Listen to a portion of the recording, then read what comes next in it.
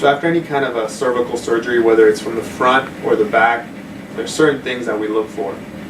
It's important to get a good musculoskeletal exam on the patients, checking for strength, sensory function, and neurologic function. So first we'll go through muscle function. So starting with the deltoid, we'll ask the patient to shrug her shoulders, and we can provide some resistance. Then we'll ask them to abduct the shoulders just like this, and we'll push down, checking for any weaknesses.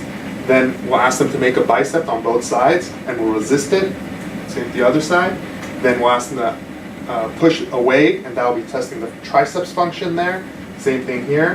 Then we'll ask them to spread their fingers out just like this, and we'll push them again together and ask them to resist just like that. Same thing here. And we'll have them take their wrist and bring it down while resisting movement upwards, just like that.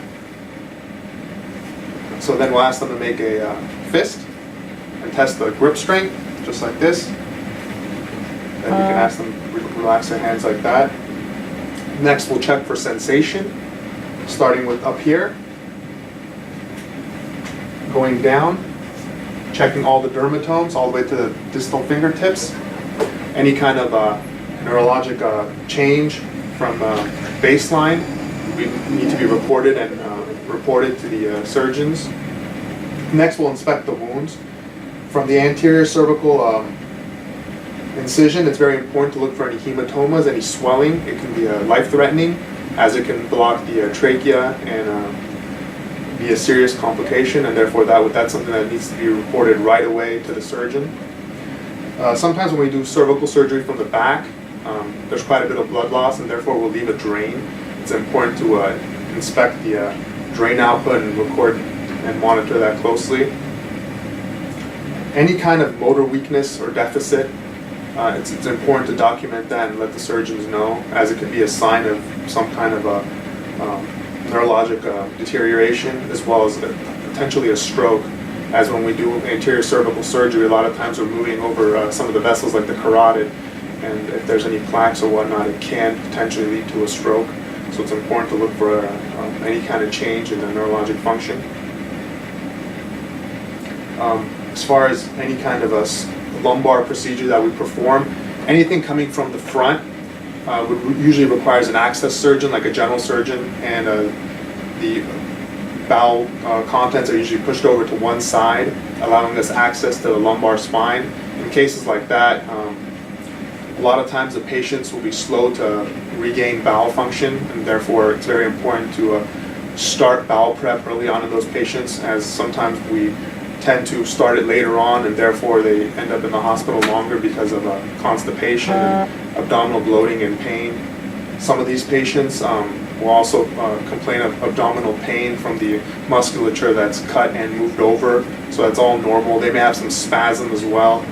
And as far as lumbar procedures from the back, these may or may not have drains. It's important to monitor for drains, and any kind of change in neurologic function, as potentially a hematoma could form.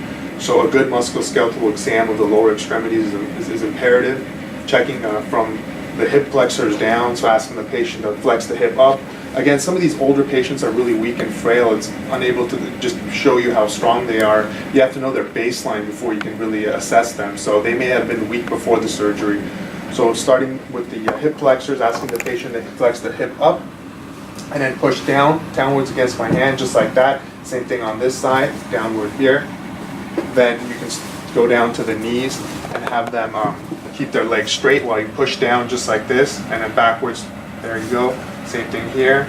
Same thing down. Now ask them to push down like a gas pedal on both sides. Now push up towards the wall, just like that. And remember to do the big toe, as this is a separate reflex here. Push down. Now push the toe up. Same thing. Push down. We'll push the toe up. Then I would like to check for a sensation. It's very important to check sensation of the lower extremities, but it's important to understand that they may have some sensory loss before the surgery, and again, this may be their baseline, as a lot of times when we're doing surgery on the lumbar spine, a lot of these patients have had compression on certain nerves for many years, and it doesn't just return back to normal after the surgery, so it usually takes a lot of time, and they will experience on occasion some paresthesias when the nerve is decompressed, They may experience some numbness, pain, even some cold and warm sensations in their lower extremities. You can document this, but most times it's something that's actually normal and part of the rehabilitation process. So starting with up here, I like to check sensation in the different dermatomes, going down just like this, inside, outside, and then all the way down to the toes. Just checking sensation to light touch, and checking for what we call saddle anesthesia. Any change in sensation in the perineum is actually an emergency, as it can present with a cauda-equina syndrome, where that's when you have some kind of obstruction lower down in the lumbar spine, pushing on the spinal cord. So any kind of change in sensation in the saddle region, as well as any change in the patient's continence after surgery is something that needs to be documented and reported at once, as it could be an urgency and require surgery.